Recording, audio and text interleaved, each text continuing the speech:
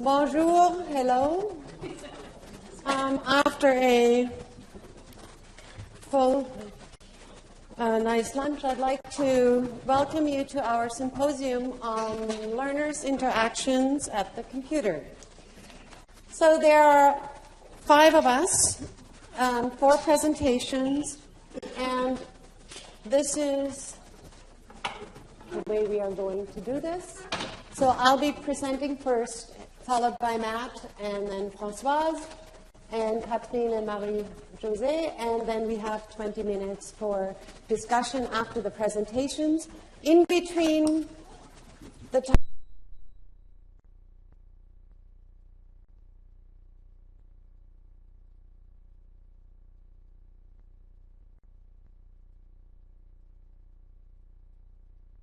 questions that are more or will lead more into a discussion, we'd like you to hold for that last 20-minute session. So I would like to start out by talking about interaction-based research in Caws. More specifically, during the talk, I would like to give you an overview of the issues that basically center around interaction-based research in Caws. By looking at the kinds of interactions we concern ourselves with, and also how would we observe these kinds of interactions, and what is actually the goal of, or some of these goals and outcomes of interaction-based research. So by now it's unquestionable that the interaction which L2 learners engage in provide one of the main sources for L2 acquisition data. For instance, Albright refers to interaction as the fundamental fact of pedagogy. And according to Alice, teaching can be profitably viewed as interaction that supplies learners with opportunities for learning.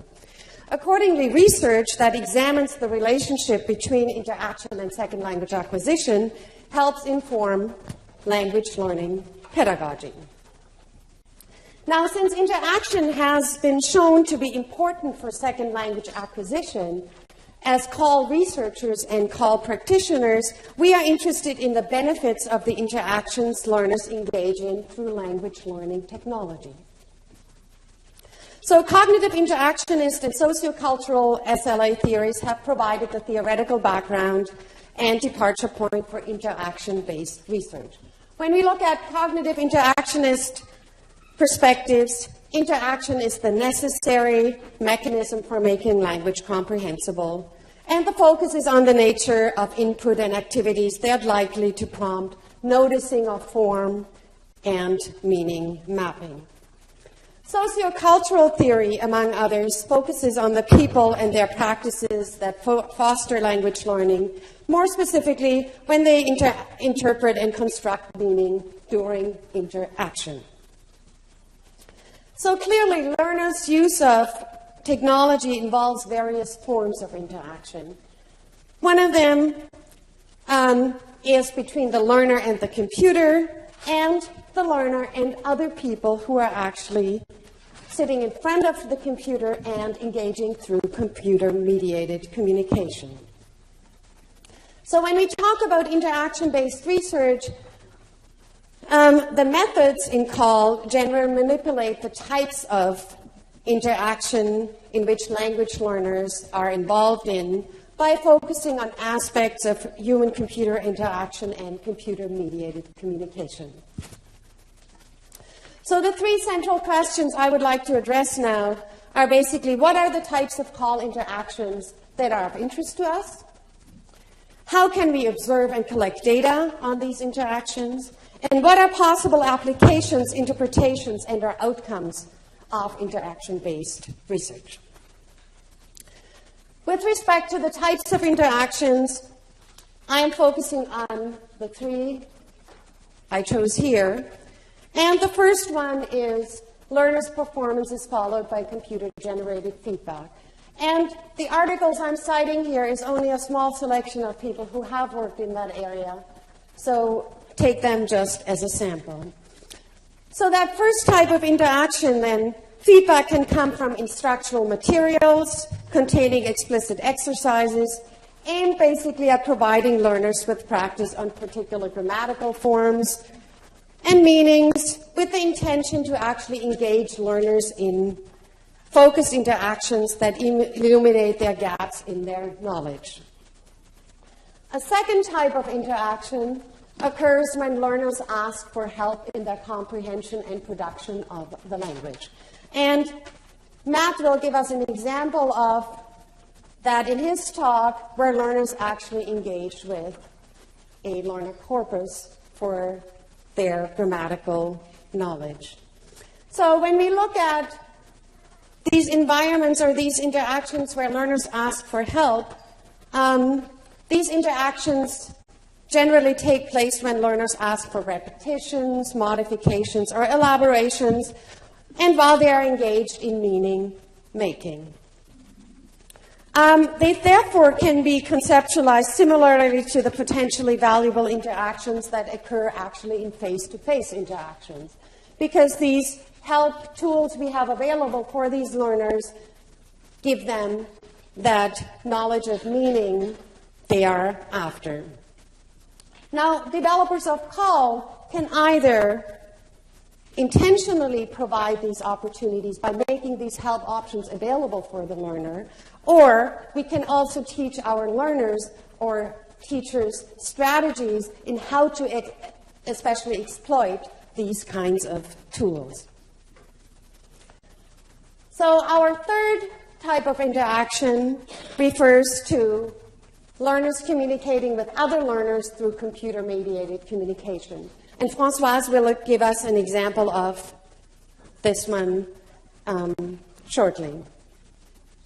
So our third type of interaction then, the study of these learners' interaction in oral and written CMC, both in and outside the classroom, has demonstrated expanded opportunities for interaction for language learners beyond face-to-face tasks. And while some teachers and researchers have developed and investigated tasks that are very similar to what we would find in face-to-face interactions, others have modified them according to their findings. What is important there is, and we attended the symposium earlier today, is actually that the role the teacher plays in actually teaching students in how to best exploit an environment like that, such as CMC. So it is not that we can, as teachers or students, basically delve into an environment like that without being actually taught how we would best use it. Now, to address the second question I posed was, how do we observe these interactions and what kind of data collection methods do we have? Swain, Chappell, many others, we need to examine what learners actually do, not what the researcher assumes instructions and task demands will lead learners to do. This is a very important point in that in a call environment, software features are often designed in a very particular way. But once we see learners using it, for a number of reasons, they actually don't use it the way they were intended to or were designed. So, for example, one of an earlier study by Caws and Stevens in 1996, they found that students were actually instructed that there were some pedagogical features they should access and they would be beneficial to their learning. But once the students actually used the piece of software outside class, it turned out that they had never used it, although they knew that they were beneficial to their learning. So we need to actually make assertions and gain insights about what it is our students, with respect to learning outcomes, we need to investigate what our students actually do. So how can we do this?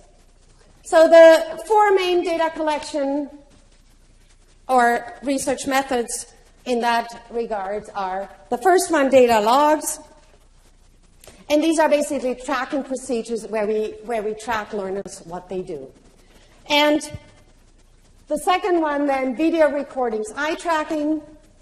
We have these recordings. As we heard earlier when Carol was talking about the mixed methods, These methodologies, data collection and research methodologies, should not be seen in isolation, and they are hardly used anymore in isolation.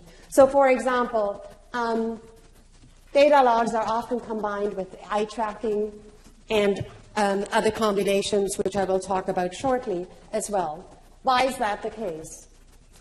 Many studies have shown, for example, Smith, 2008, he did a study where he wanted to find out about the error correction behavior of students using CMC. And he employed two methods. One was data logs and the other one was eye tracking. With the data logs, what he found was that students actually didn't correct or hardly corrected their postings. Why was that the case? Well, he looked at the logs and he saw, well, the language they produced was hardly corrected. But when he looked at the eye tracking, he found something very different. And that was only due because he did the eye tracking. Because when you look at a data log, you only see the final product. Once I hit return, right? You see what is posted. When I look at eye tracking, you actually see the student is typing the sentence in before they hit the return button, they hit the delete button and are correcting their language while they are producing it.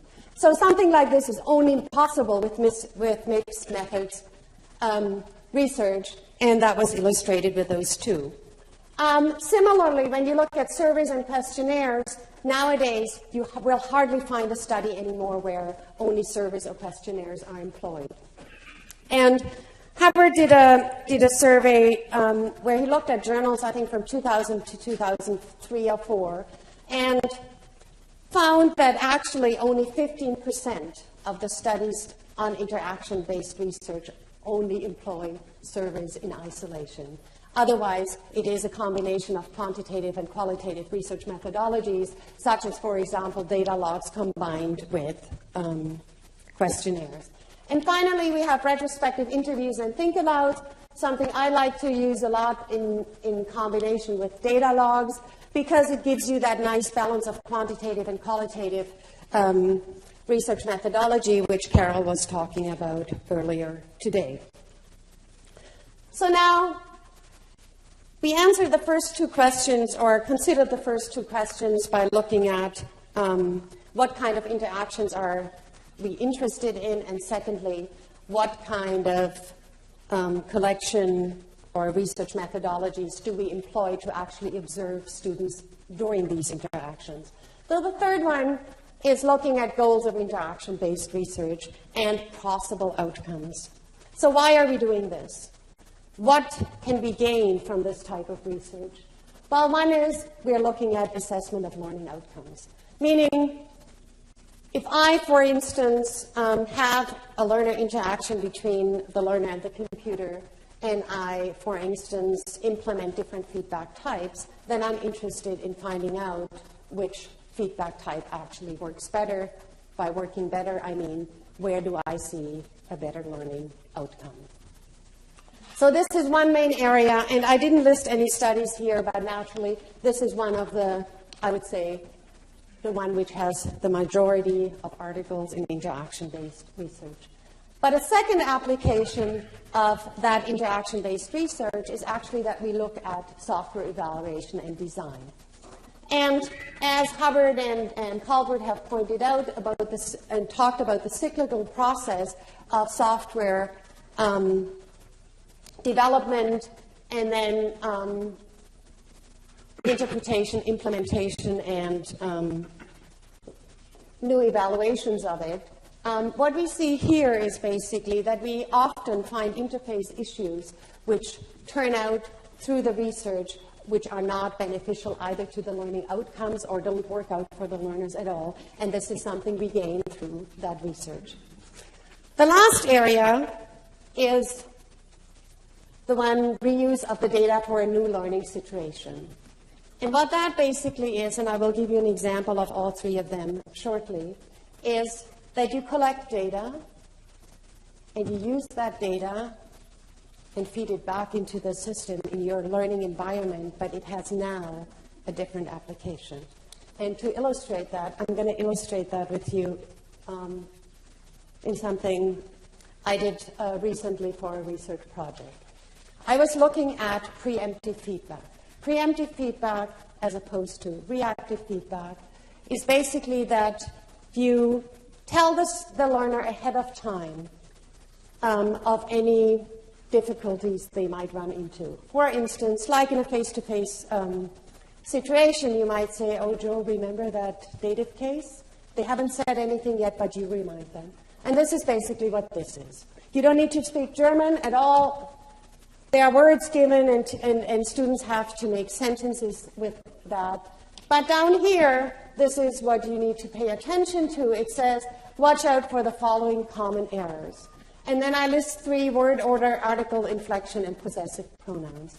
And I am looking here at all these 3 goals of the interaction-based research. First of all, I am assessing learning outcomes. I am testing, do students actually show a better learning outcome if I display preemptive feedback versus not showing it, and how much of it is actually good for them. Is it good if I give them 3 reminders or just 1 reminder? So that is the learning outcome aspect. But how do I come up with this preemptive feedback? Why do I say for this particular exercise, watch out for word order, inflection, and so on?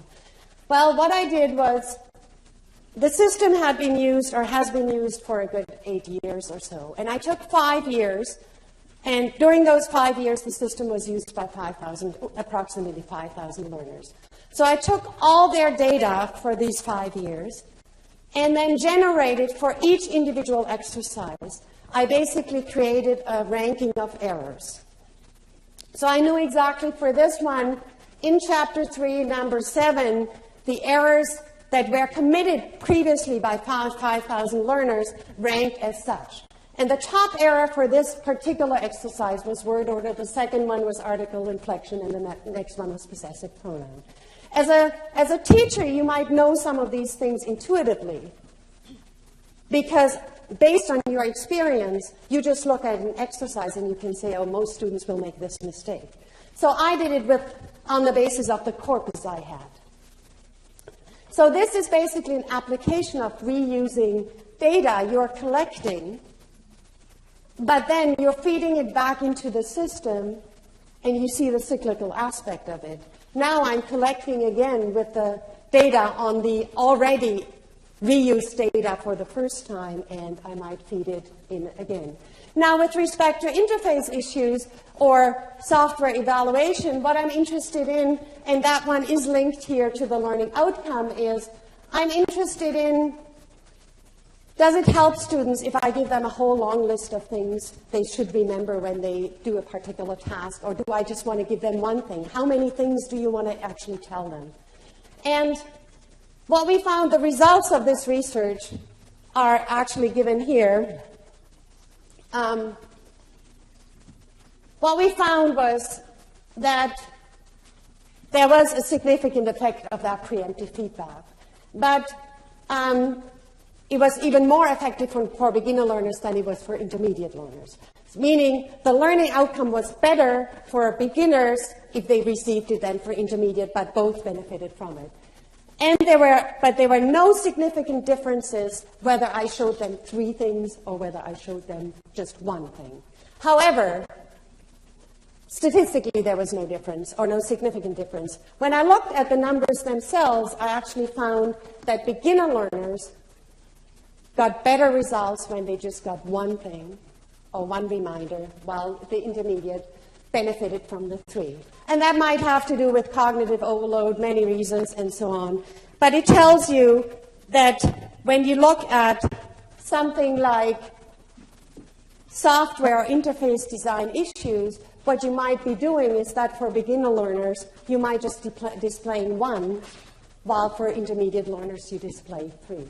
So this is then basically an example of what this interaction-based research is actually good about, and how you could actually combine these 3 different goals. Now, I see the 5-minute thing there already lying, and I'm about out of time. So, to conclude, I've given you a few situations of interaction-based research or different applications and showed you what kind of tools or research methodologies we can use to observe it, by at the same time looking at, well, what can the results tell us? Now, to conclude, this kind of research allows us to investigate aspects of interactions which take place as soon as a student sits in front of the computer. And there are a number of advantages we find in this environment for interaction-based research which we wouldn't find in a classroom. That is, face-to-face interaction. These interaction-based studies have been done for a long time, but not on the computer, but rather face-to-face. Now, when you look at a computer environment, what would be the advantages of that? Well, in a computer environment, such an environment will expose all study participants to the stimuli or study treatment in the same way, because the computer always will display, for example, that preemptive feedback the way it was coded. It minimizes human error. It ensures a complete data set, because computer-based studies are generally designed in such a way that they require a response from study participants. In a face-to-face, that might not be the case. And naturally, what's not to overlook is the vast data samples we can collect in an environment as such. I'm out of time. Do you have any questions for just clarification? For discussion, we'll take them later. Anything I was too fast or not clear? I'm just very interested in the results that showing it only once helps beginners more. When showing 3 times, because I would expect the beginners to still not master the rules, so they can be reminded more often of the rules. You know, the exploration apart from overload. I am thinking that I only showed you parts of this. You saw that there were links, and I'm going to show you this very, very quickly. See that these are links? So word order, and then it says word order link, and so on. So what it actually does, they can click on a link and then get a summary, or they get an inflectional paradigm, indefinite article, possessive pronoun, they get. And I think that really it has to do with the number of grammar rules. You know, at a beginner level, when they follow this link, I don't think that they can grasp all these. While for an intermediate, some of these are really repetitions. They know how to inflect the indefinite articles, but they might not see that particular environment. So for them, it's more a review, as for beginners, in some instances, it might be new material, right? But, I mean, as I said, the difference is where nonsense is significant, and therefore it might also be something like the exercises themselves, right? Like, I mean, the differences are slight, right? So, thank you, and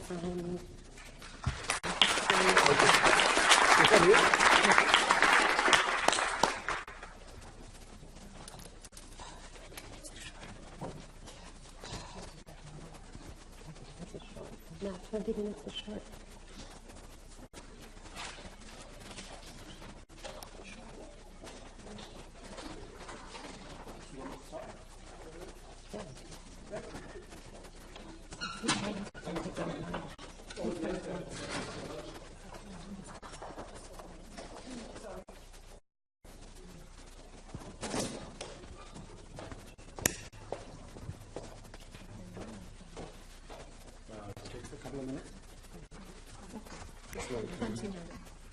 Yeah, it's probably not. Is it on? You can hear me.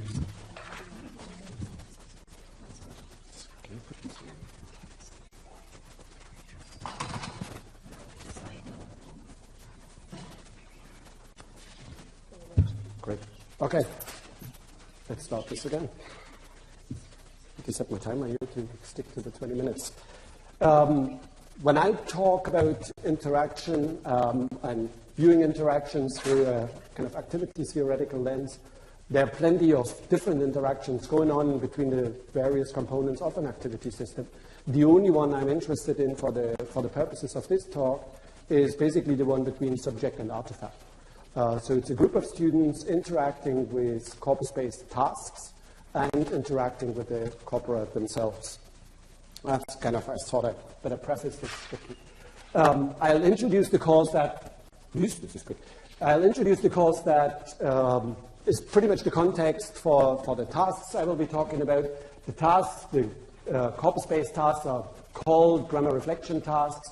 So this has a lot to do with kind of learning the meta-language to be able to talk about language, basically. And the concepts, I'll briefly speak about the corpora. I'll introduce the data we gathered and the methods we used.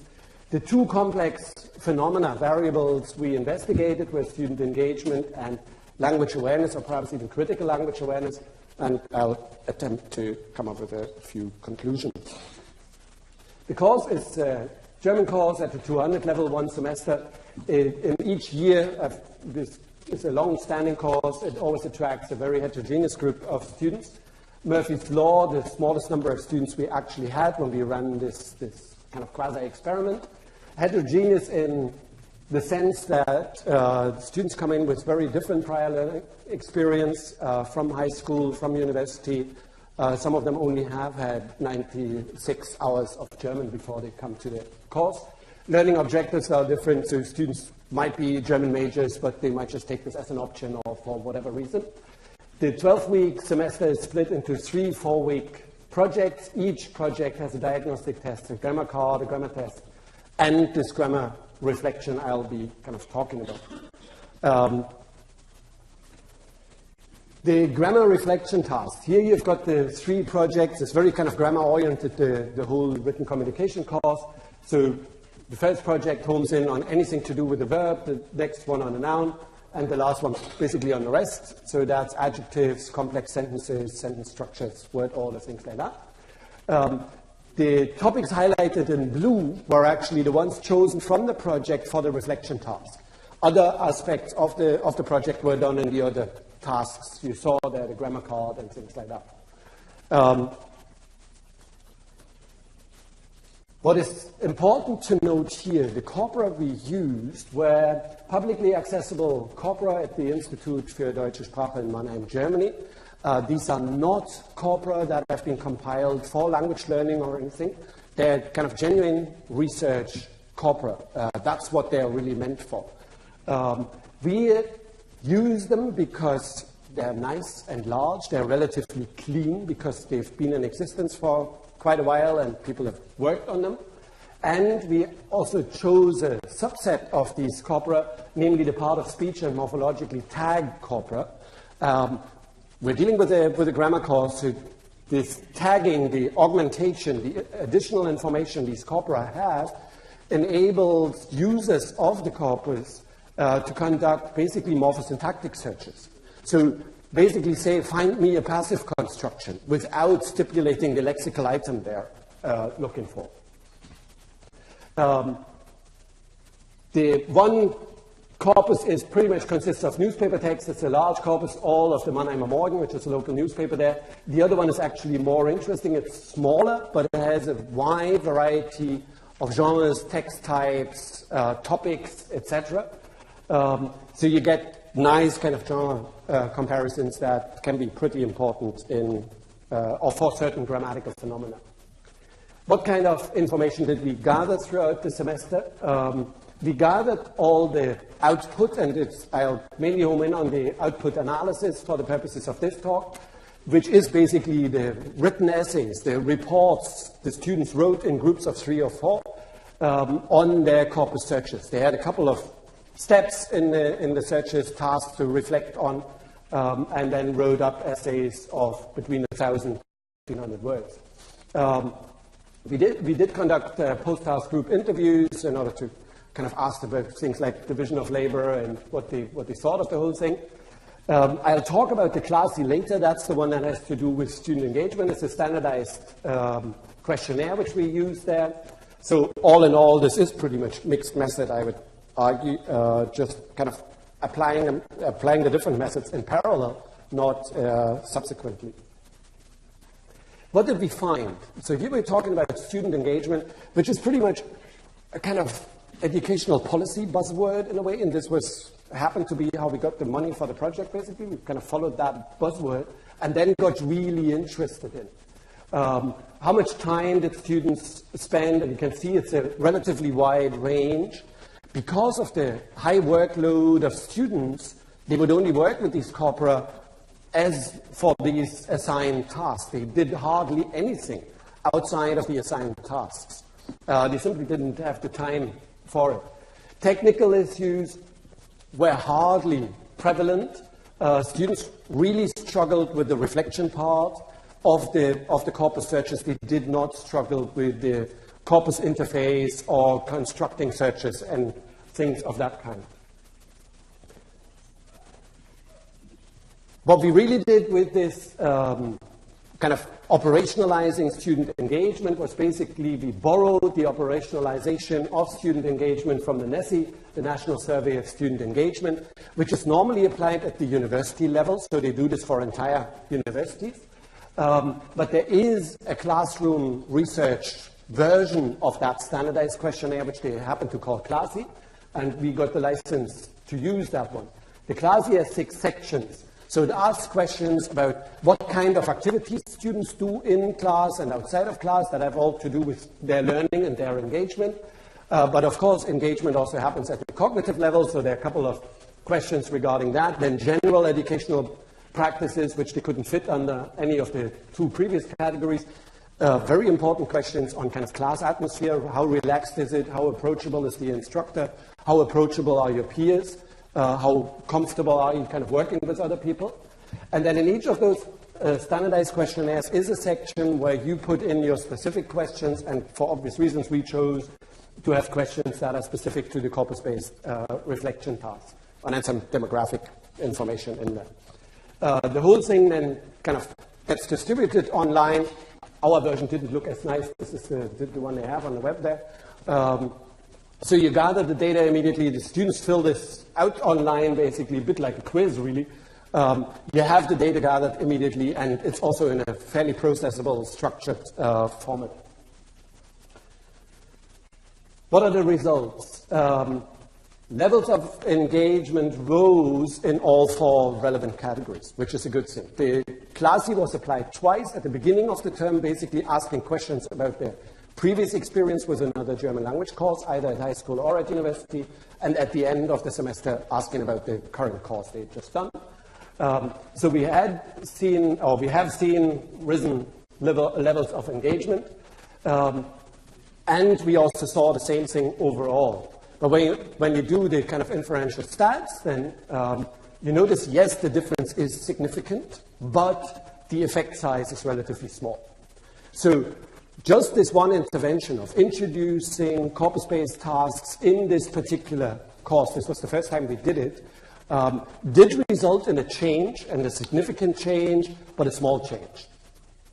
Why is this so? They can only kind of intelligently speculate in many ways. The only stats thing we could do is there's no correlation between the section on corpus-specific questions, basically, and all the others. So their level of engagement does not correlate in the different sections of the CLASI.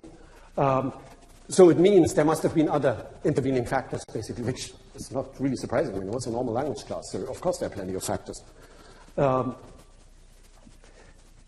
What are students' perceptions? We got those from kind of informal interviews, but also those kind of post-task interviews. You get these kind of, my students liked it kind of thing. You always get this in call in some way or another. Their attitude, and that is interesting, their attitude became more positive in the course of the term, and you'll see this kind of upgoing curve in a number of charts I'm going to show you later, which I would think is something unusual, because usually things go down over the duration of a course, a semester. Students get more tired, profs get more tired, and things fizzle out a little. Here, this wasn't the case, which I would see as very positive. Subjectively difficult grammatical phenomena were perceived more negatively. So if the challenge was greater, students in their perception reacted more negatively. You'll see exactly the kind of reverse picture in a second. And then, of course, working with the corpora is themselves, students found quite useful. They found some of the texts quite funny and interesting and whatever. So that was a nice side effect. If you look at student effort, so this is kind of number of corpus examples they actually had in these reflection tasks. So this is about the output now. The number of sentences written and the number of words written for each of the tasks. Again, there is a slight increase. That's the left one is the first one, and the right one is the last one. There is a slight increase. And normally, again, if you look at kind of task engagement over the course of a semester, you normally see the opposite. Things go down. Fewer people do the last task, basically. So they stayed the course, basically, which I would think is good. There must be some motivating factor of these rather challenging tasks students did that. In terms of language awareness, now moving away from student engagement into language awareness, these kind of overlap in some way or another. What we really wanted students to do is find examples that are pertinent to the grammatical phenomenon under investigation in the corpus, categorize them, classify them, describe them, and reflect on their use in all sorts of contexts. So we want them to find corpus-based examples. And you see at the beginning they didn't really, there were very few. Actually, they picked more examples from the textbook, which they also have, kind of relying on this more as an authority for examples than they did rely on the corpus. Some students, I call this kind of grandly introspective. This is basically made-up examples. They didn't bother searching. They just said, oh, I can come up with an example for the passive. I'll just kind of make one up. Let's go quickly. The last two, inappropriate, basically, it's a linguistically accurate example. It just doesn't fit the category under investigation. So they come up with a future tense example when they should be talking about the passive, things like that. And erroneous, there was a linguistic error in there, which happened not only in the introspective examples, but also when copying examples from the corpus, interestingly enough. What we really want them to do is, of course, first notice the correct examples in these large kind of outputs from the corpus searches, kind of concordance lines and things like that. They need to describe, so we get a lot of descriptive episodes where in the output they describe what they've seen, but that's where they kind of leave it, basically. So it's really just a pure description. Very often they do come up with rule statements afterwards, so they kind of abstract somehow from the examples, either on the basis of prior knowledge or actually kind of data-driven learning on the basis of knowledge which they deduced from the material seen.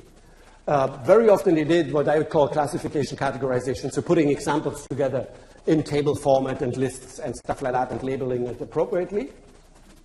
Very seldom we get what we would define as language awareness episodes in a narrow sense, so that they did not just look at the example and abstract from it, or the examples, it's usually plural, but they also considered the context, the genres in which they found it, the kind of text types in which they found it, the media in which they found it. So was this a novel or was this a newspaper and things like that.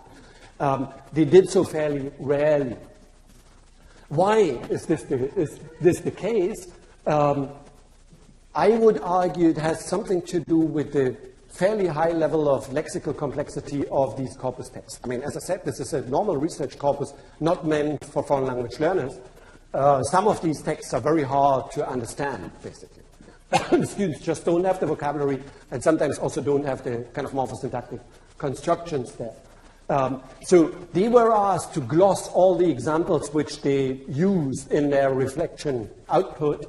And if you then look at the glosses, I mean, the amount of erroneous kind of mistranslations or infelicitous translations is staggering in a way. I mean, you know, this is a ratio of kind of 1 to 4, 1 to 3, basically.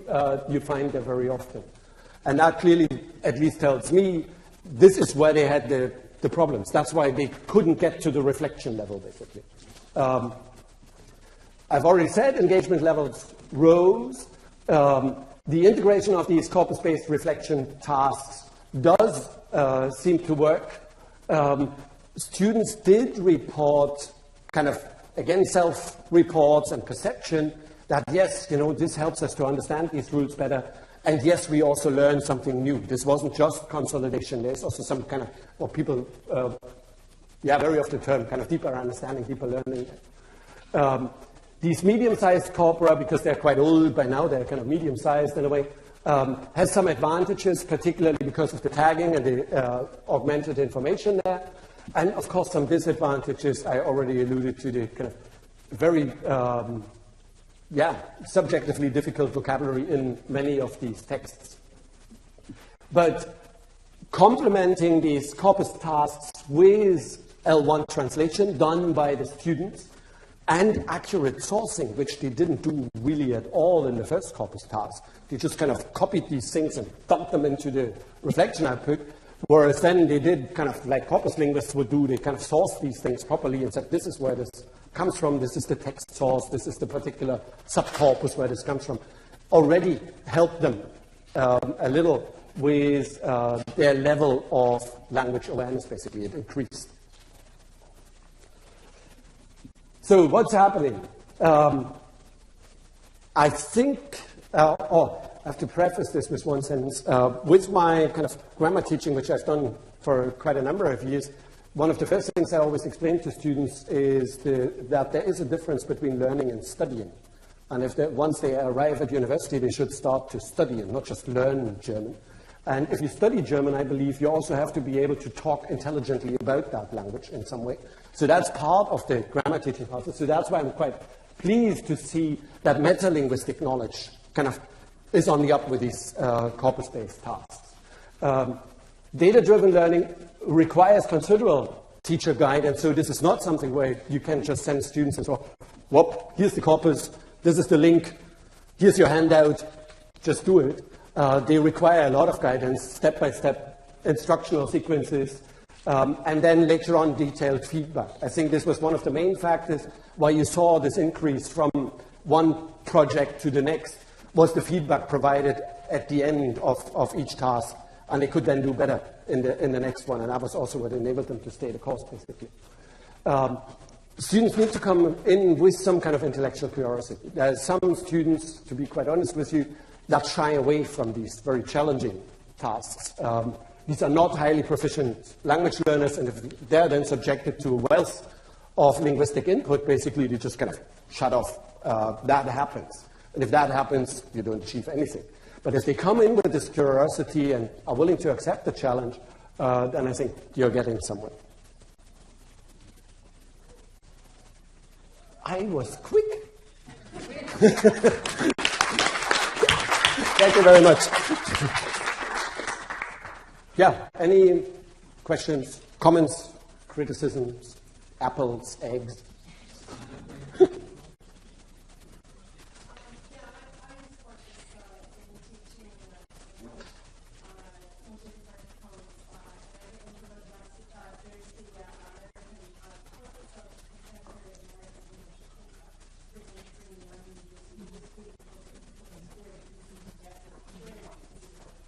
Mm-hmm.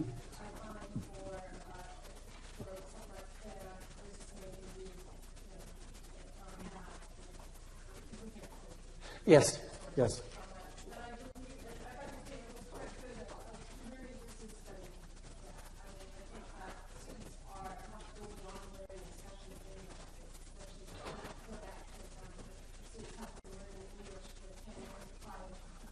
Yeah, yeah.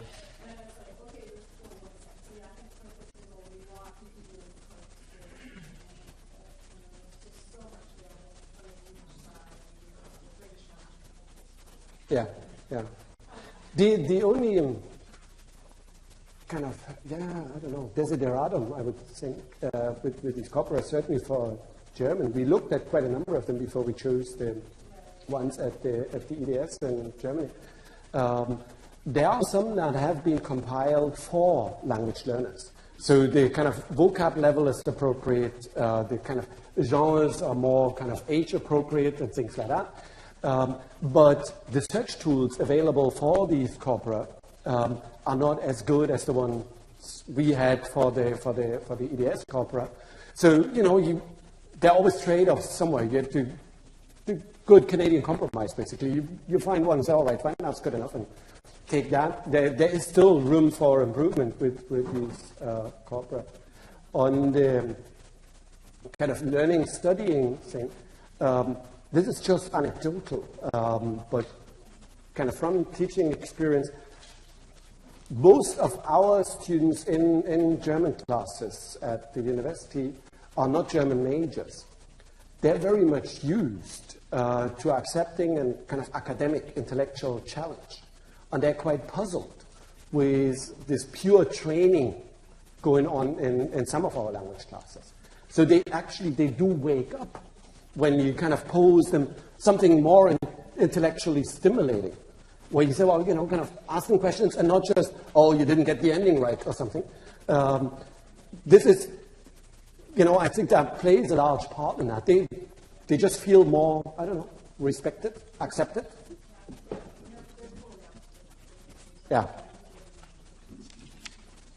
So, following on what you said, because it's not only it's a metacognitive awareness, so it's a different attitude that you put on your learning, which becomes a studying of something, and so an engagement also, which is more palpable, that you can see from your students.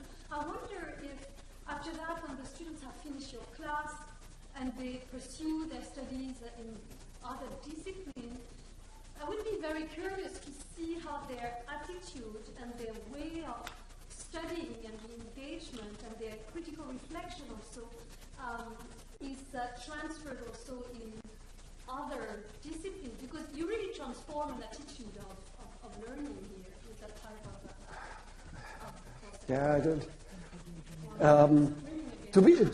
To be honest, I'm not sure I do. I certainly try. But whether this is possible within the span of 12 weeks and seeing them for 3 hours a week, I don't know what kind of impact I really have there. I'm already kind of happy enough if they learn some German, basically, and learn something about German.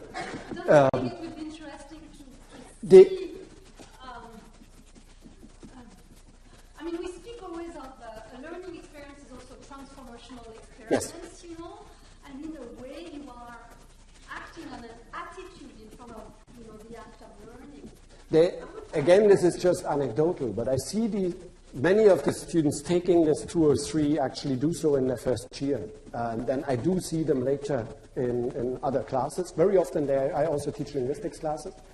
And not only do I remember the students and, you know, might be biased in that way, but I sense that the students who took the 2 or 3 in these linguistics classes, they're kind of more able to approach these kind of analytical problems in structural linguistics very often, more easily with kind of less hesitation and things like that, than others who kind of, oh, this is my first linguistics class, I've never done these things. But when I tell them, it's, oh, no, actually you did. You did plenty of linguistics, you just happen to have called it grammar. And it was explained slightly differently, and, you know, but, you know, we're doing very similar things, just that I'm not going to correct errors and you're not going to make them. We're looking at texts that don't have any errors and try to take them apart, basically. So, yes, there's some of it there, but for me, it's very big. The groups are very small. I mean, this is German teaching. And I don't know, you know, is it them getting used to me being a bit weird or something? Or is this really some kind of transformational experience that I induced in some way or another? I have no idea. Well, I think we could hope that we could transform these students that quickly. I certainly haven't managed transporting students within one semester. It's mainly also because, I mean, these activities lend themselves really well for that, but that's not all you can do, right? So then you're 3 hours a week, even if you spend 1 hour a semester, that's 12 hours of this. Few exams, 9 hours on this would be plenty, right? And my students, they definitely don't react that quickly, but certainly using Oh, yes. and then I think, you know, enhance their inquiry and search skills for sure, you know. And that's the thing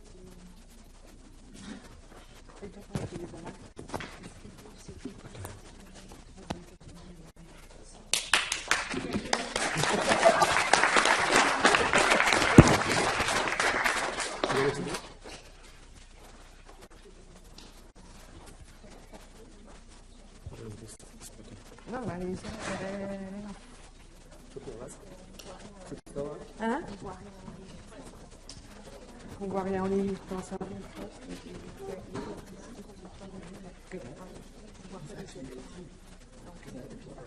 Ah bah non, on va faire ça maintenant.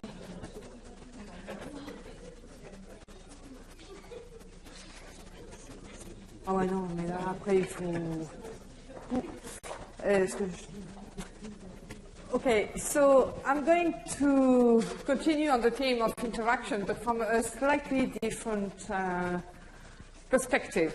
I'm going to talk about affordances, because I think that the concept of affordances actually underpins everything we've been saying so far, and it does underpin design, and especially interaction design, which is a kind of sub-theme or topic or discipline within human-computer interaction.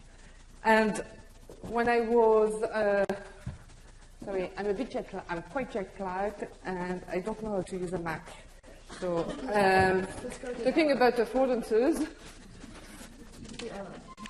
yes, and when I was thinking about the talk, and I was reading a lot about affordances from all over the place, I was amazed at the number. If you Google affordances, you get hundreds of thousands of hits from every single discipline for a word that doesn't exist in the dictionary, which is quite something.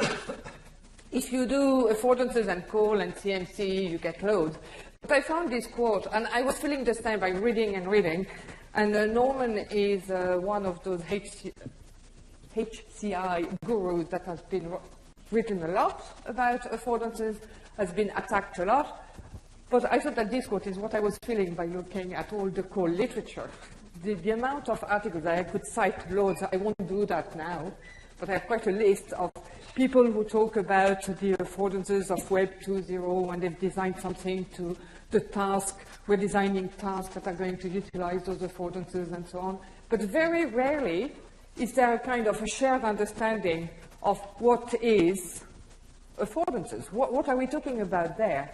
And I think it's quite important because we base some design principles or whatever on a concept that is not shared by the whole community. So what I'm going to do is just very briefly just give a few ideas of pointers of the discussions, the debate on affordances, and then I'm going to propose that what we need is a unified theory, and I'll explain why, and I'm proposing that activity theory is one possible, there's others, okay, but that's the one I'm particularly interested in, and how we can use that to integrate the HCI constraint, the design of the system, but also apply linguistics and second language acquisition to get something that's unified and going to promote better design for our systems. And by system, I just don't mean just the technology, but the task, the learning environment for language learning. Okay? So, what are affordances? You've all heard, you know about that term anyway, all of you. No? No?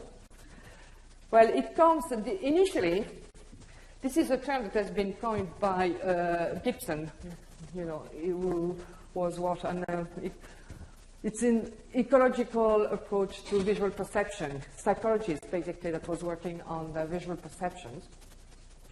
And he defined the term, he created that word, and last time I checked, it was still not in the dictionary. You have afford, the verb to afford, but I still haven't found affordances. And basically, he defines it as the affordances of the environment are what it offers to the animal, what it provides, but for good or for ill. It's not always good.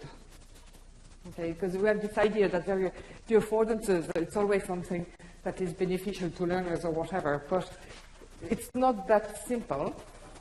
And in applied linguistics, you have Leo Van Lee as well, who is working from an ecological approach to language learning, who talks a lot about semiotic affordances, and he defines it there as well. He really based his interpretation on Gibson's work on affordances refer to what is available to the person to do something with. And basically, the basic definition is that an affordance is an action potential. So I suppose what I'm going to do is move a bit from the idea of interaction to the idea of interaction, action, co-action, and this is probably what my argument is that's why we need to focus maybe more on action and activity rather than interaction as the primary focus of what we do. So, affordances have properties. So the Gibson view of those properties, I think it's really, I'm not going to read them there, you can see it there, but I think the little graphic, I stole it from some website.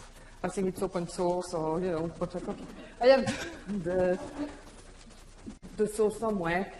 But what's really important in this idea of affordances is that it's always in relation to an agent. It's a relationship between the agent and the environment. So the stone there, the little pebble in the middle, is going to provide different type of affordances for different type of animal or species. And it's always linked to the action capabilities of this agent. So a cat, a human, and a mouse are not going to perceive or access or create affordances from the same object in the environment, because the relationship between them and this object are very different. And I think that's something we tend to forget when we talk about core affordances or Web 2.0 affordances or this system affordances, is that we seem to think that those affordances exist for everybody that's going to use the system. And I think that links then to what Trude was saying earlier on, that there's a mismatch sometimes between what we design or what we anticipate and what people actually do. And I think to understand that mismatch, we need to understand the notion of affordances much better. I suppose that's what I'm driving at. I need my water.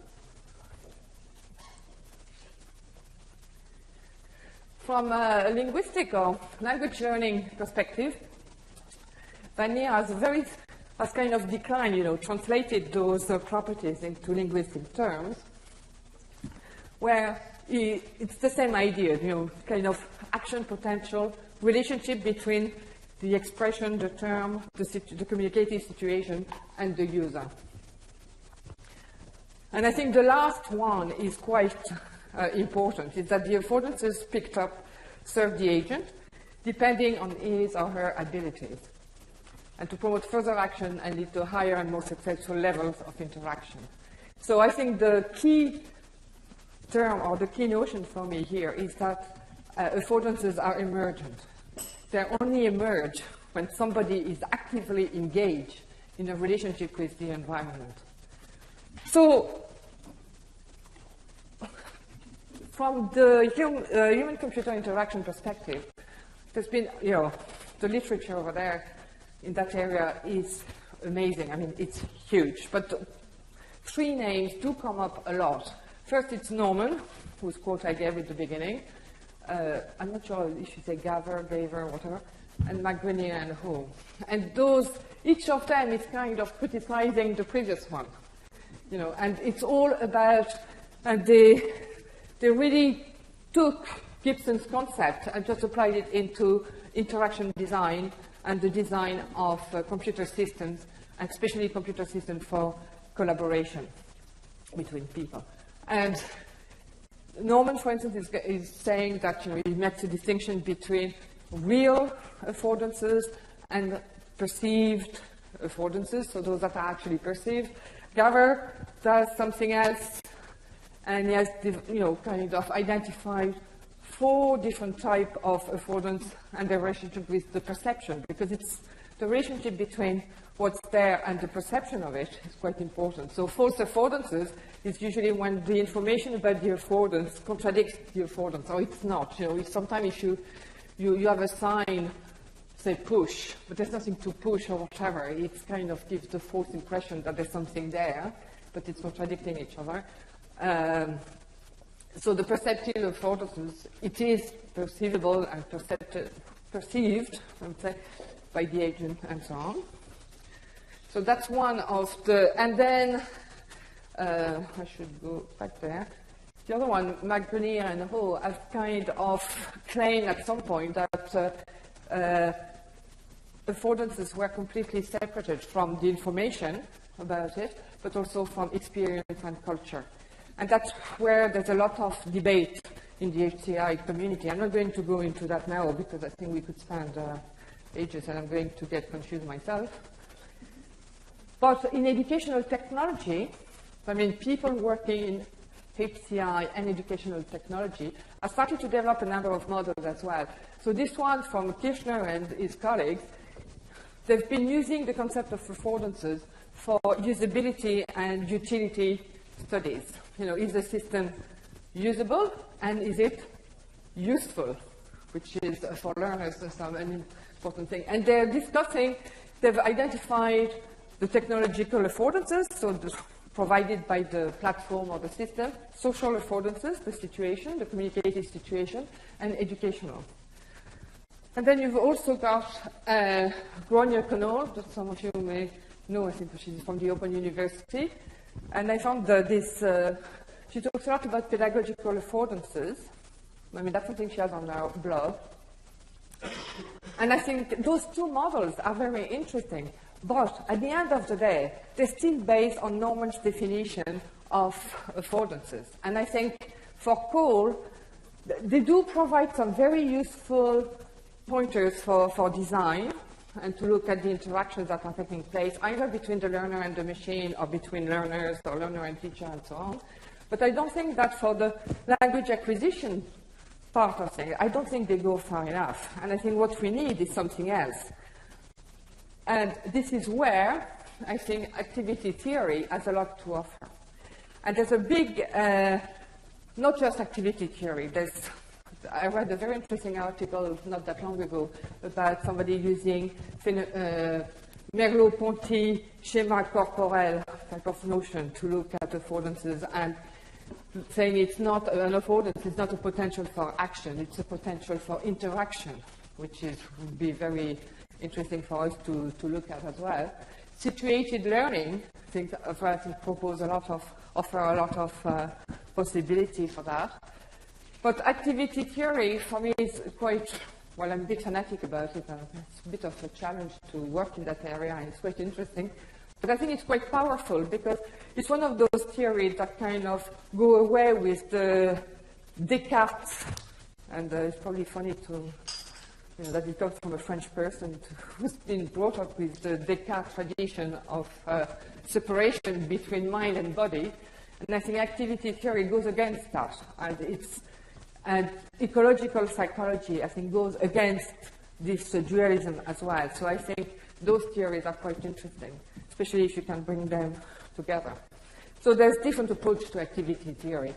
There's the Russian-Soviet approach, the pure Leontiev type of approach, and then there's more Western one that is embodied by Engelstrom and so on. I mean, they have a lot of they're very close, but on a philosophical, ontological thing, there are some differences. But both, I think, have some interesting things for us, because Berenson and Tredzik are using the Leontiev model, which really looks at the hierarchy of an activity system, looking at operations that are carried out, that are dependent on conditions, material conditions in the environment, actions that are carried out by individual or teams, and the activity, which is more the society level. And basically, the activity is driven by a motive. And the question is, why? Why is this taking place? The actions are far more kind of linear, and that they're goal-oriented, and it's what are we doing? And the operations would be dependent on the conditions, as I said, and answer the question, how do we do something? So these are the different constituents. And I'm going to go to, just check my neck. And basically, this is, according to those authors, this is completely compatible with an ecological approach to perception, where the activity is really what makes the link between the subject, the agent, or whatever, and the object of the activity that drives what we do. So the only thing with that model is that, in that case, affordances are really talked about at the operations level. Talk about, and especially in terms of HCI, that's what Berreton and Trude called operational affordances. So, the clicking, all those things that are automated by the system or whatever would happen at the operations. But the idea is to try, and this has been noted by other activity theories working in human HCI and interaction design, like Kaptelinin and so on, that activity theory needs to be expanded to look at affordances at the action and activity level. So one way of looking at it is what other people have done, like Kurzweil and Richard, where they've used the Engelstrom's model. I don't know if you're familiar with that one. Basically, so I see some people are seeing triangles all over the place all the time. But this is basically an expansion of Leontief's model that Engelstrom did, way back. But what we don't always see in papers is the exchange, consumption, distribution, and so on, triangles in the middle, because this is really based on Marxist theories or whatever, and I think people shy away. But it is a very interesting model, because those little things, for me, that would be a way of looking at affordances from an activity theory perspective. As an activity system, which consists of, which has three levels, as we said, operation, action, and activity,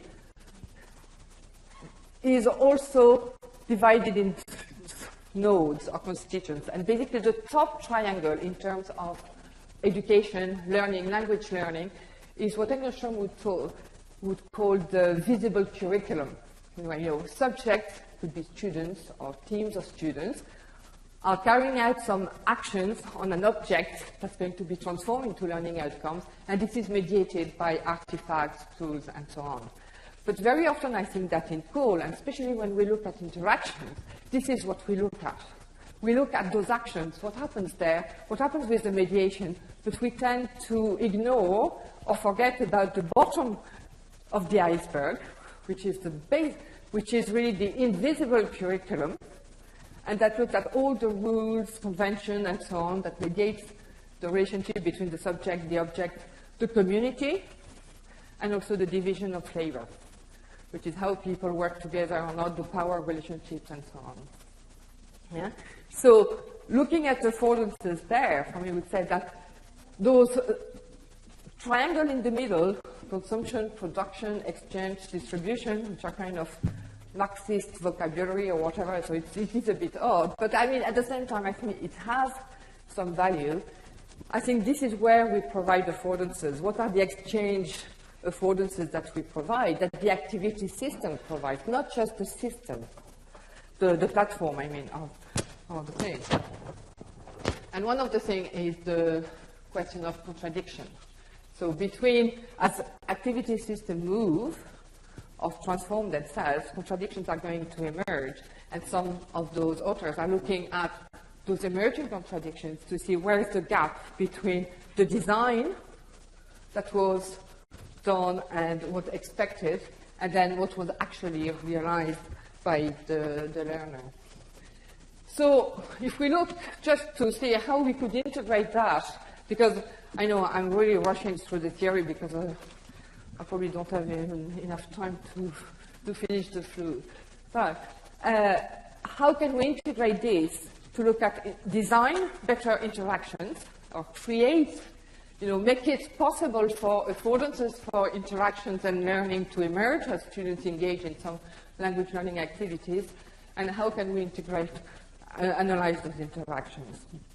So this is a very fictitious activity system, just to give you the terms, individual students or pairs of students, for instance, are working with a tool that we're designing in a different project called the Tandem tool, for instance, and they They're attending to different, images, role plays, information gap exercises, and so on.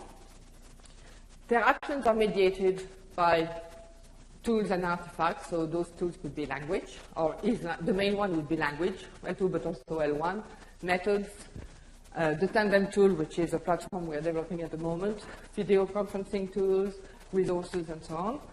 There's rules about the task, but also about the assessment, about all the curriculum. The community is the language learning community that's working with them, and the division of labor, you have people working in pairs, the division of labor is horizontal, and then you have a power structure as well, sometimes with leaders or teachers and so on. Okay, that's a very kind of brief role. But this is not enough. I mean, how do you go about looking at the interactions that are taking place? So I think there's two different things. You could first, at what level? Because are you going to look at the microgenesis level, so the interactions moment to moment? Are you going to look at the full curriculum? And that's, I think, one of the major problems in using activity theory to analyze learning as it happens in groups. So this is kind of the macro, exo, meso, micro kind of ecological approach. And I think this is compatible with activity theory, and I've done that as well with a colleague of mine, Christine Harper, in the last year Calico article, is to really decide to decompose your activity system, according to ecological principles, because what happens at the moment-to-moment interaction at the micro level can only be understood if we know what happened below that level. That's the ecological principles, and what happens above. So isolating some interactions, you can describe, in my view, you can describe what happens, but you can't understand it completely, because its meaning is really depending on what happens above and below. So I think that's very important to make sure that we know how it relates to each other. And that links as well to another, I think, big issue, which is the idea of working across multiple time scales and spaces, but I'm not going to go into that now, but the idea of using Bakhtin's chronotope, for instance, is, I think, quite important, and the trajectory, activity time is not linear, it's cyclic, and action time is maybe linear. So I think that there's a lot of things there to look at. But I think when we look at the interactions, we need to be clear how it relates to other parts of the thing. The other thing as well is that, I know I didn't try to use Max because it never does what I... Is also, if you look at the semiotic, the triangle I had before, this was very kind of vague, and 2 minutes, yeah, I'm nearly there. But I think one other way of looking at it is to look at looking at those different spaces, multiple spaces, and to have layers. And basically, you have your semiotic activity system, the Leo Van Lee one, the task or whatever. But there's also these technological layers, which can be separated for analysis purposes without ever losing sight that is other component as well. They're kind of linked. So you need to separate things at some point, but without losing sight of the other side of the coin. And when we talk about contradictions in activity theory, if you look at the subject of my learning activity is the student in my class or whatever, part of a blood and flesh community, but it's also a user of it's a technological user of a system as well. And sometimes there's tension. You should think about bringing your class to Second Life. You've got identity, different identities there. You've got the subject with me, like that, but there's also me and my avatar. We're not completely separate, but we're not completely identical either. So how do you marry those two? So I think, and so on for everything. The rules are the same. You're going to have rules that are imposed by the system, and that might hide some affordances that are created by your task, and vice versa. So I think we need to find ways of looking at both together and separate them to really see what's going on and understand the type of interactions. But more interesting, I think, is that we need a third layer, which is looking at the actual language interaction or whatever that can be used as from an activity theoretical perspective. And I think, I've been toying with the idea of really looking into Ritva, not Ritva and Grönström's model that dates from 1995. But I think it's a very interesting thing because there she brings for us, she didn't do it for language learning, it's nothing to do with second language acquisition, but I think, and it would be interesting to know what you think about the possibility of using that, is that using some backting concepts and the idea of utterance and the meaning construction and so on, is to have a model as well that looks at voice and dialogue as an activity in its own right. And if we kind of superimpose the third kind of triangle to the two, I think we then have a completely unified model that we can start deconstruct and reconstruct all the time to better understand the interactions. So basically there in our model, the subject this time is the speaker. The object, it's all based on dialogism and so on, but I think we're not going to go into that now. The object is the previous utterance on the object and so on. This is mediated by words. You have rules, speech genres, but I think the linguistic, the grammar, and so on could go there as well. And basically the outcomes of this activity is the utterance voiced by the speaker. So it's completely rooted in Bakhtin's social languages, heteroglossia, and so on, but I think there's something there. So, but basically what she says is that all the rules there, it's working at the operation level of the activity system.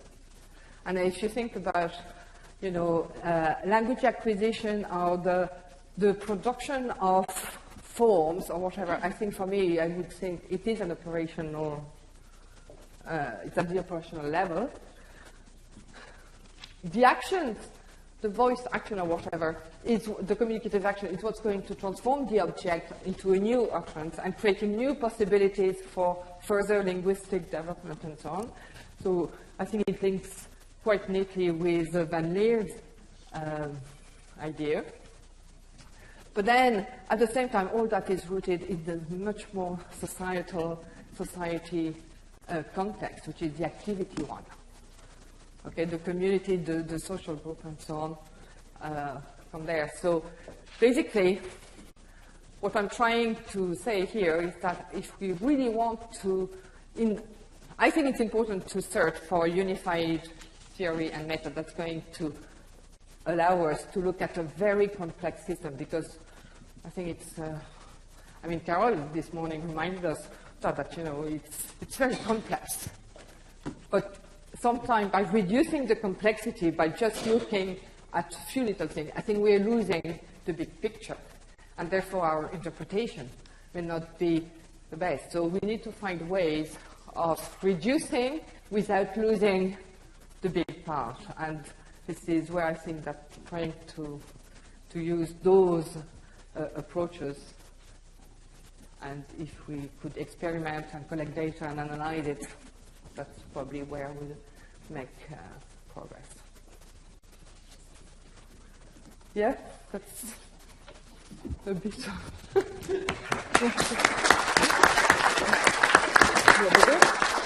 that okay? Yeah. Any questions, comments? There's one.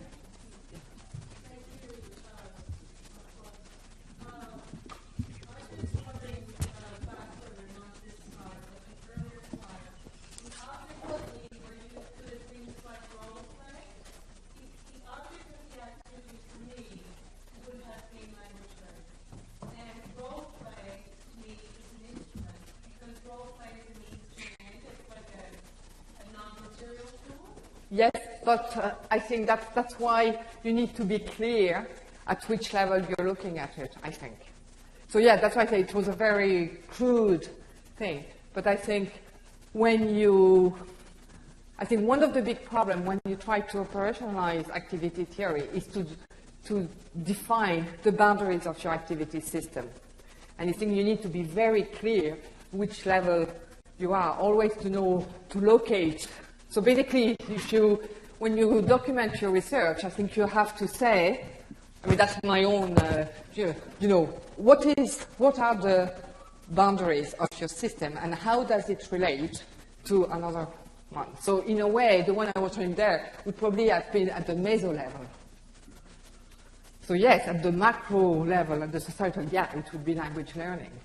But how can you then, how would you measure it? How do you need to find a way of getting the data, of analyzing it.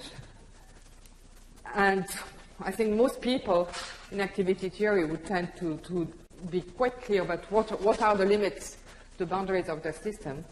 And I think that's why, but I agree with you, at the full collective system, yes, it would be language learning.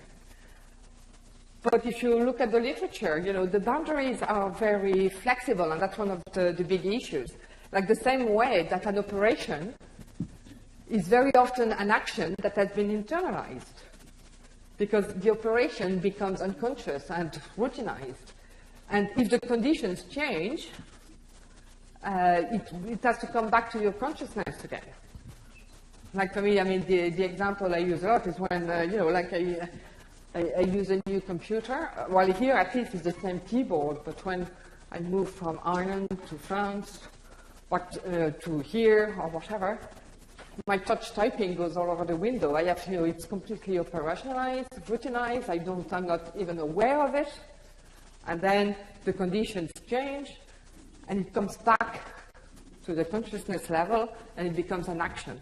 And depending from what you're looking at, you see, for us, yes, maybe the activity is language learning in general. For the learner at this given point, it could be, the activity could be just this. So I think we need to be very clear, because this flexibility of boundaries is one real problem to get solid data and to be convincing the same way when, most of the activity theoretical studies would be to look at contradictions. But what are contradictions? Contradictions, you have to be very clear about your boundaries, and then it's not conflict. It's not, the students say, I don't like that. That's not where the contradiction is. We need to go deeper to find, that's a symptom. So I think that's one of the tricky bits. And that's why I think it takes so long to be adopted by a lot of people. But I think there's still some merit in... do you agree with my... We can talk. But I would like to have a conversation about it. And I do agree with you that, in fact, I don't think I've ever seen a study of activity theory management. I think Maria did the study for activity theory for international students, language, and web-based learning. But I think the studies I've seen or seen mentioned are all at the microgenesis level, which is the moment-to-moment interaction type of thing. They're not at definitely not at the phylogenesis level, nor at the,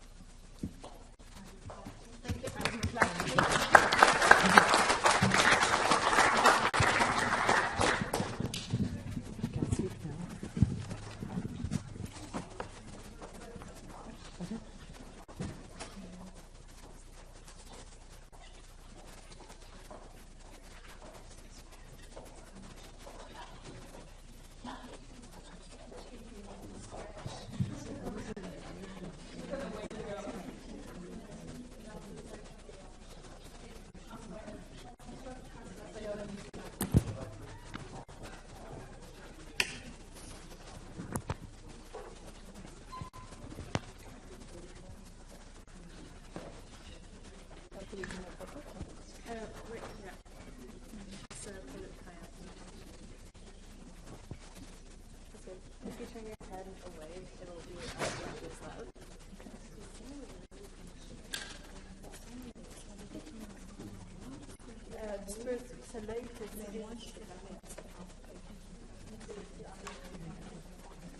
Okay.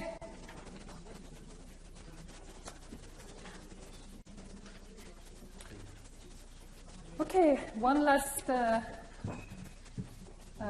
talk, and then you can ask tons of questions.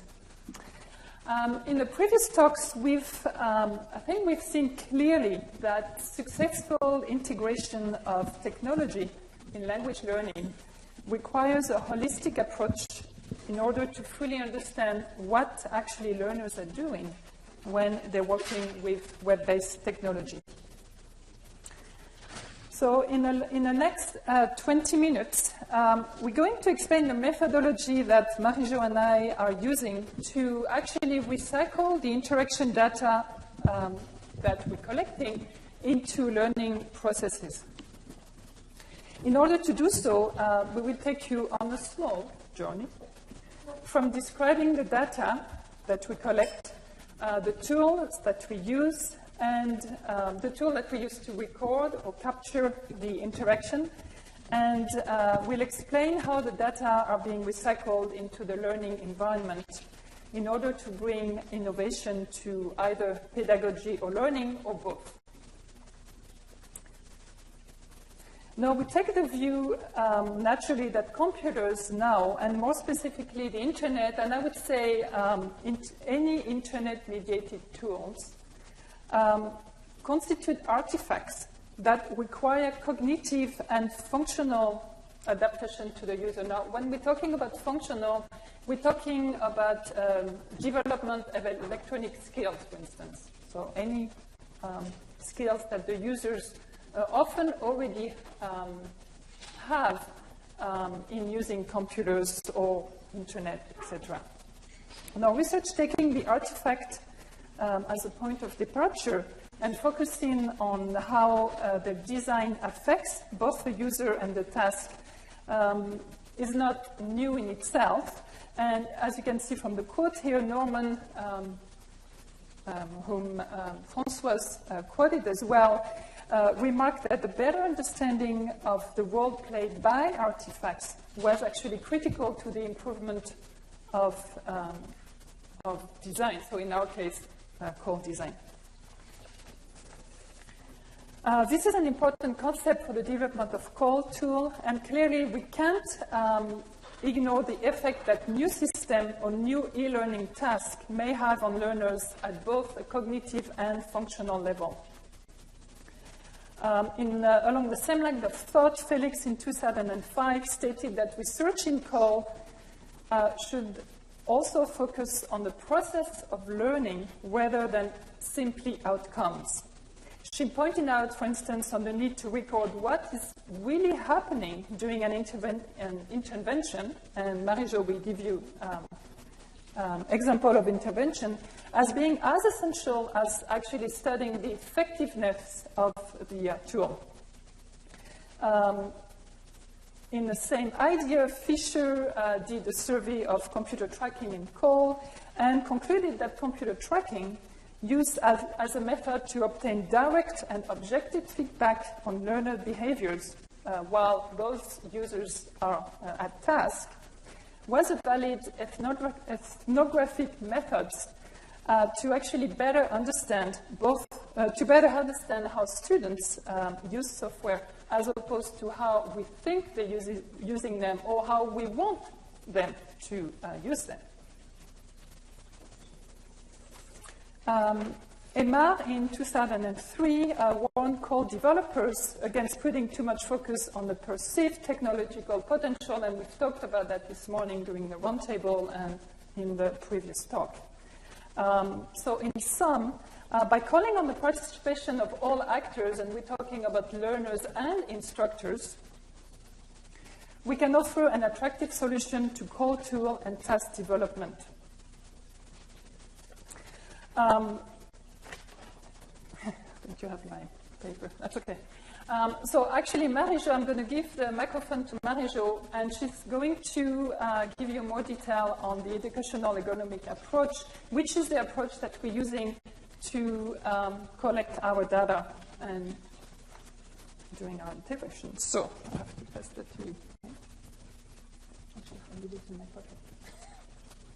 Stay close to me. Can you hear me well?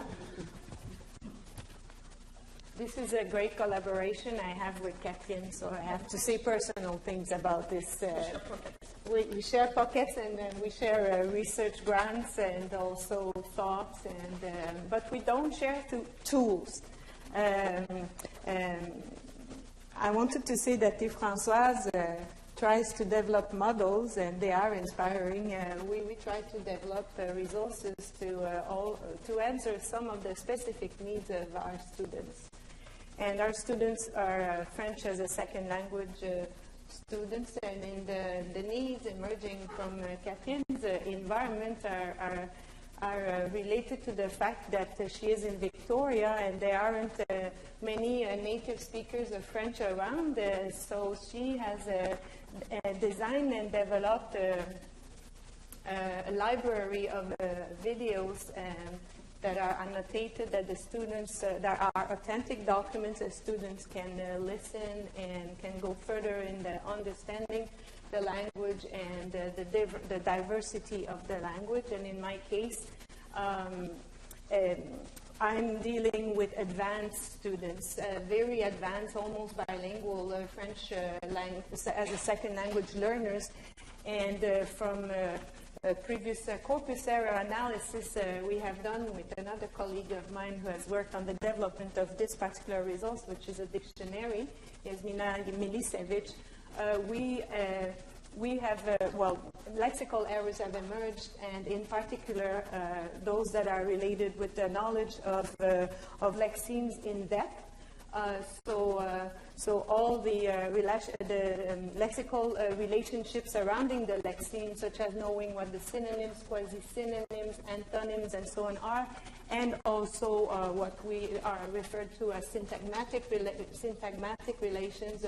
So therefore, collocations, for instance, are do lexical items combined by preferences, and also how can we observe them by frequency, and so on and so forth. So this has given birth to a dictionary. So as a background, we're both are linguists and language engineers. So the approach is very much inspired by the ABI design. So it's a research and development, and testing we do with users. The users are our students.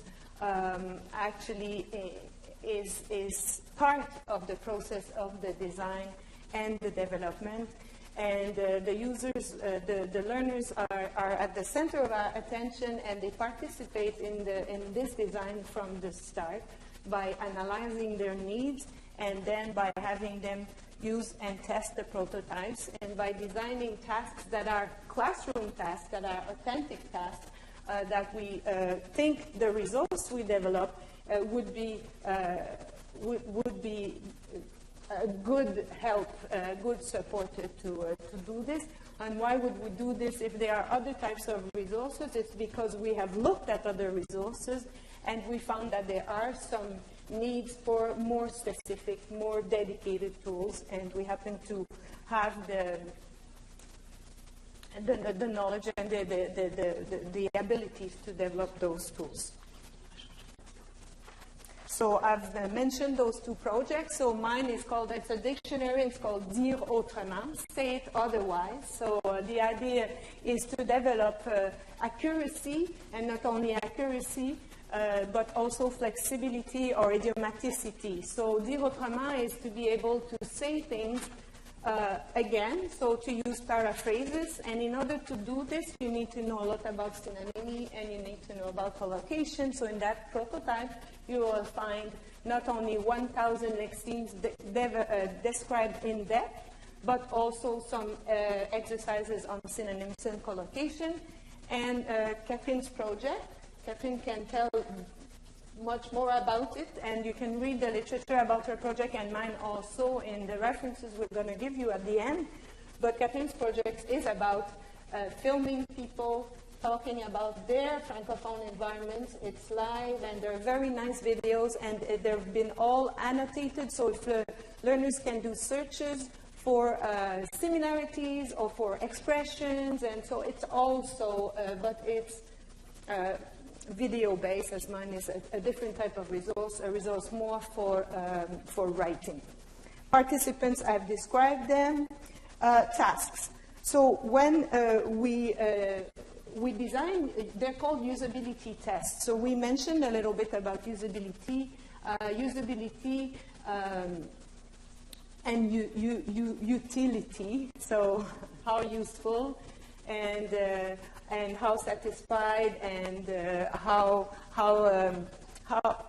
is this answering my needs for that particular task in that particular context? So there we are designing tasks that are micro tasks, but they are part of a larger intervention that we do with the students. So those tasks are to identify, explore, analyze, evaluate, paraphrase, interpret, discriminate, manipulate second language learning information. And as I've said, they are testing our tools, and they are testing in particular what we refer to as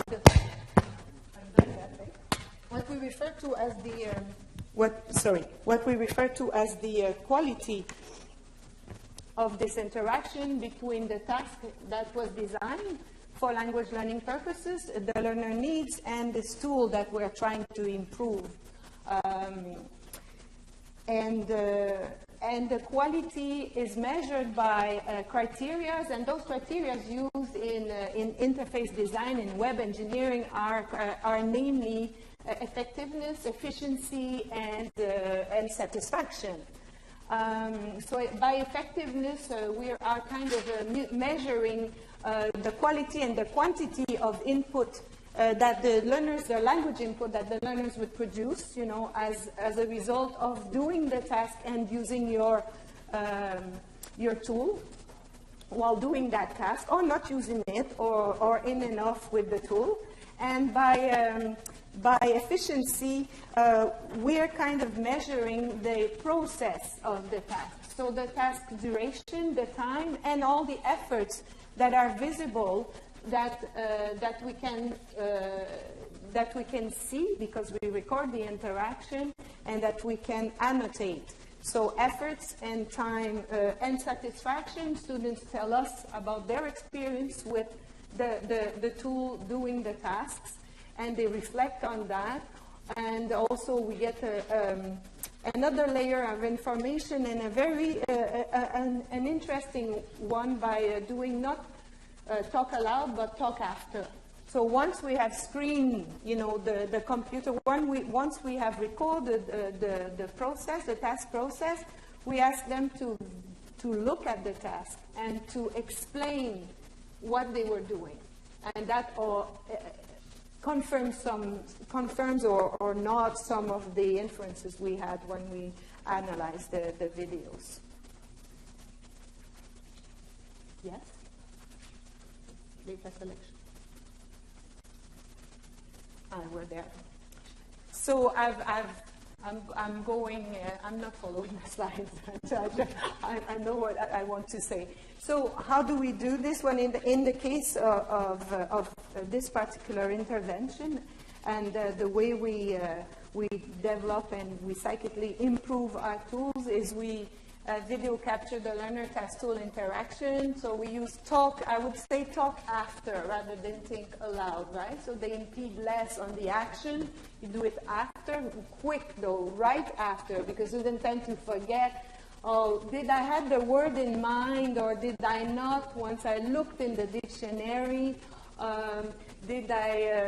So it's important that it's done quickly after, and obviously that kind of data collection brings a lot of,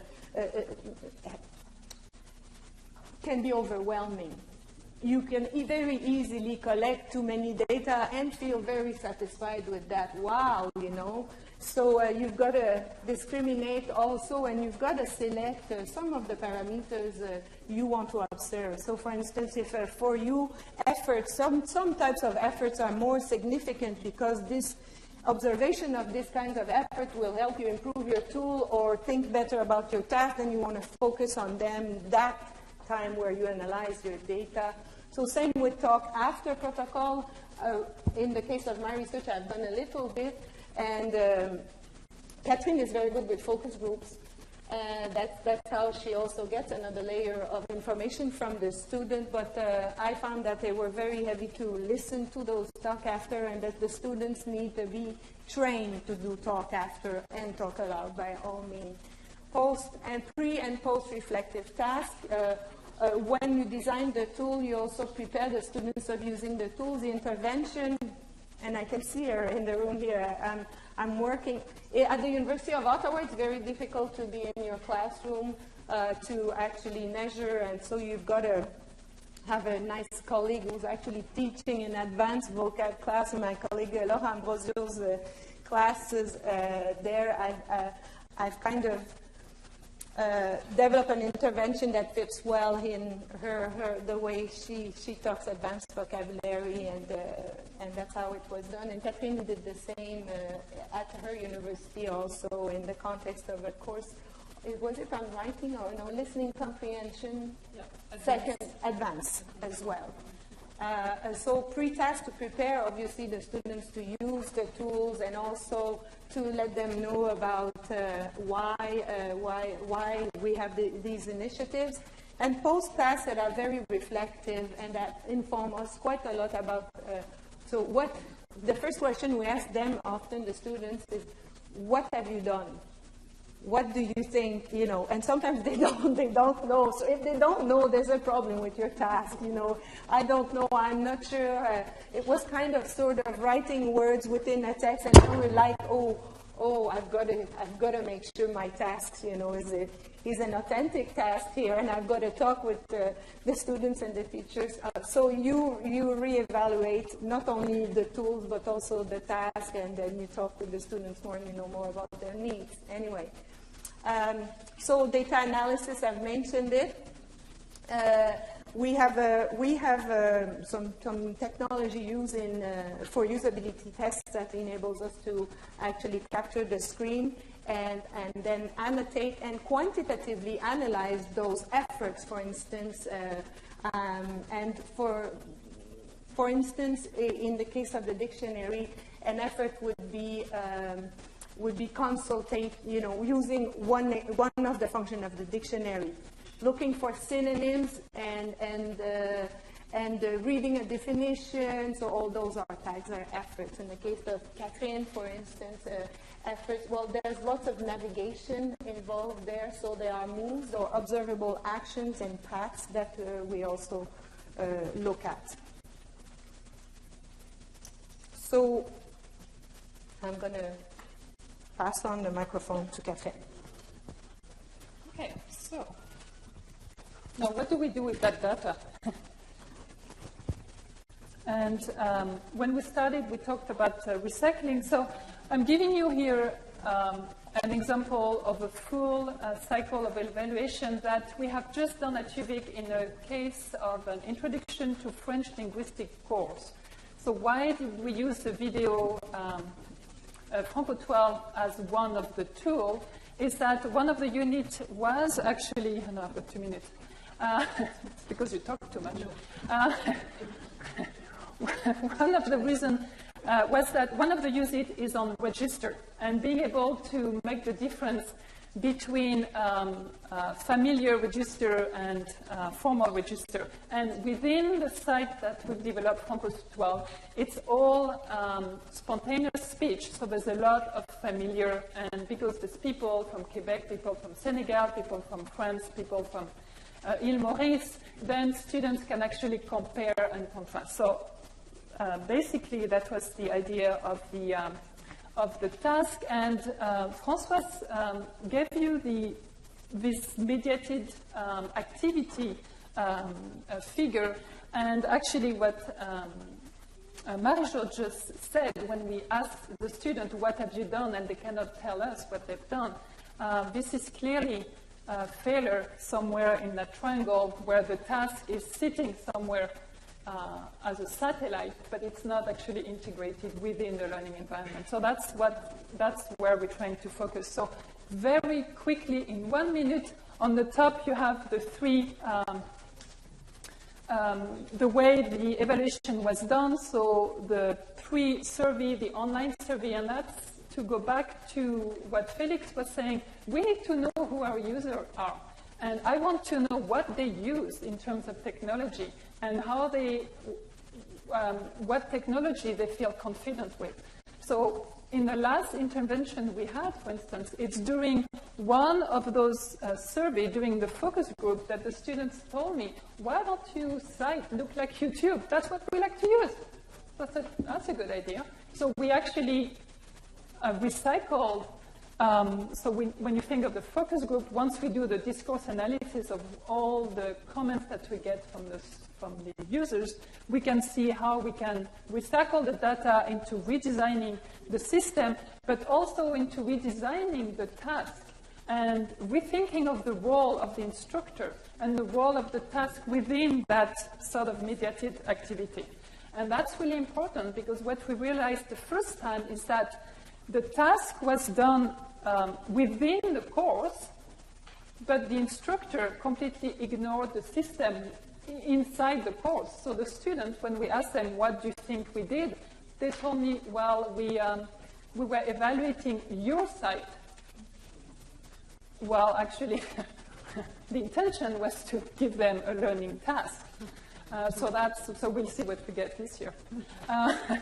But so really briefly, you can see at the bottom how we actually recycling the data to retraining students. And here I'm referring to all the writing by Phil Hubbard, who talks a lot about the need to train students. We cannot assume that because they're really good at using Facebook, they can transfer the skill. And Aline was asking a really important question. And we've noticed that they don't automatically transfer the skill between the skills you need to be really good at Facebook and the skills you need to function well in a learning environment. There's sometimes differences. So the training, enriching the task, and here we're interested in actually, and I'm going to, developing more cognitive skill and getting students to really interact, not only with the system, but with their peer, to actually talk about, in our case, to actually talk about what they're listening and how it's changing their perception of what it is to be a francophone, for instance. So anyway, I'll conclude because